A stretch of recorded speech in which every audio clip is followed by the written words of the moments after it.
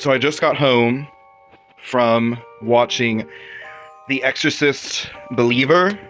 This video will completely contain all spoilers starting now.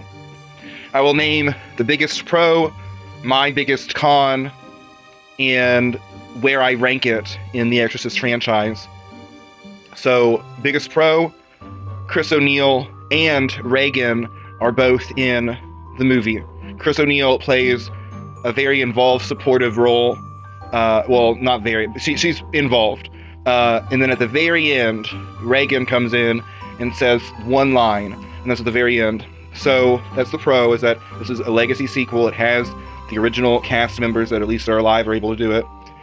And the biggest con is the wokeism, but more particularly removing Catholicism from The Exorcist. The Catholic priest in the Exorcist Believer is a sissy. There's a lot of foolishness that happens that would never happen in real life with the church, which I'll get into in a little bit. But ranking it would probably be number 3, tying with the TV series. Obviously, the original is number 1. Then the third installment would be number 2. And then it would come this, as well as the TV sequel. I would say this is maybe a little bit better than the TV just because it has the original cast member. I would say the TV would be better if the original cast members were there. I liked the script and how the TV series plays out more than this. And also the prequels suck and the original sequels suck. So the goriest part of the whole thing, there's 2 things. The biggest disappointment is Chris O'Neill has her eyes gouged out with a cross, not a crucifix. I did not see any crucifixes in there. Maybe the rosary had a crucifix on it, but any wall hanging stuff or anything like that, I always saw just a plain old cross, Protestant. So with that, she gets her eyes gouged out. The only other gory scene was when the nurse realizes she's possessed. So the story with the nurse was going to be a nun, and she was, I guess, a consecrated virgin. She has a personal vow to herself to, I guess, stay chaste.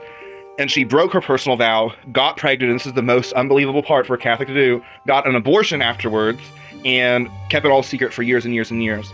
Until one of the possessed girls mocks her, saying, Sister Mary Martha, or whatever her name was that she never told anyone, Sister Mary Martha was scraped out like a rotten pumpkin.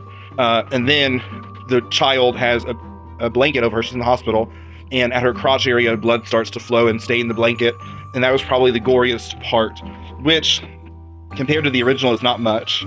Like, I think it's impossible to have as much shock value in nowadays movies as you did in the original. But I will say it is better than the sequel.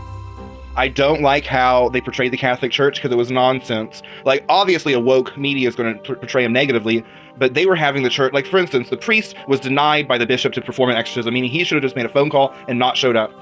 But he showed up just to tell him he couldn't do it, so he stayed in the car praying a rosary, only to come in halfway and get killed because her head turns around like the original.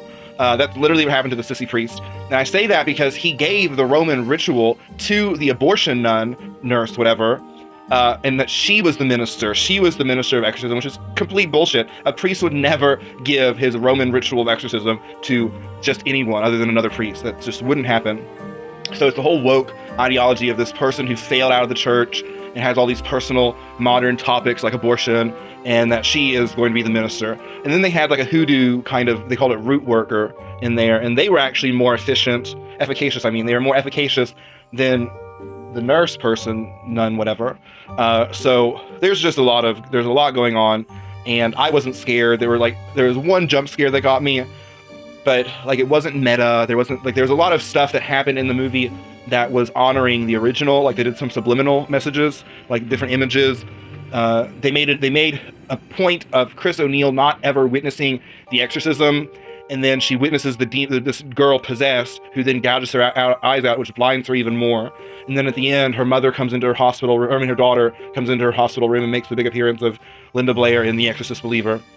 So I also don't like how the church that they went to, where she douses herself with the wine, is not a Catholic church. They show a Catholic mass in there, but the one that she says, the body and the blood, the body and the blood, the body is, whatever it is. Basically, she pours communion wine on her and destroys the whole sacristy, and you just couldn't do that in a Catholic mass. Like, the priest was in control of everything, and like you'd have to go to a chalice bearer and pour that little bitty bit of blood of Christ in the chalice that they have. They don't have a full chalice, so the amount of wine that was poured on her could not have happened at a Catholic church, which I'm wondering if that's just because they were afraid to piss off the Catholics, because that would be very sacrilegious, especially if she did something to the Eucharist during Mass, which they don't.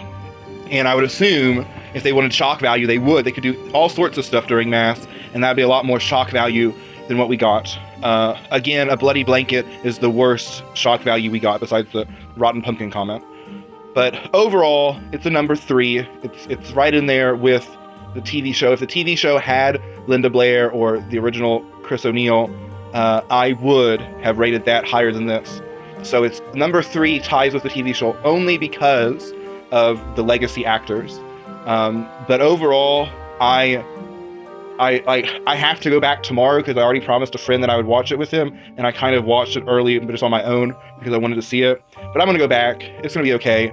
But my God, you just can't like hold too high of expectation. You have to understand we are living in a woke world where everyone gets offended by everything, and religion is very touchy, and the whole other stuff I mentioned earlier about the blood and all that stuff, very touchy subjects. But I do like the storyline in the beginning. Like, I love the beginning part of the movie, and I love the end, but it gets a little wacky when you have a failed nun who had an abortion start saying the Roman Rite. I will say also, they used real prayers.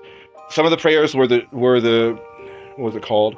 It's called like the Shield of St. Anthony. It's like the Lion of the tribe of Judah has conquered, blah, blah, blah. And they also use the Order of St. Benedict, which is like Vade Retro Satana and Lux, may the Holy Cross be my light, may the dragon never be my guide. Those are real prayers that they use. They're not exorcism, like official exorcism prayers. They are lighter versions of exorcism, but they aren't the official rite. And that's my thoughts on The Exorcist Believer.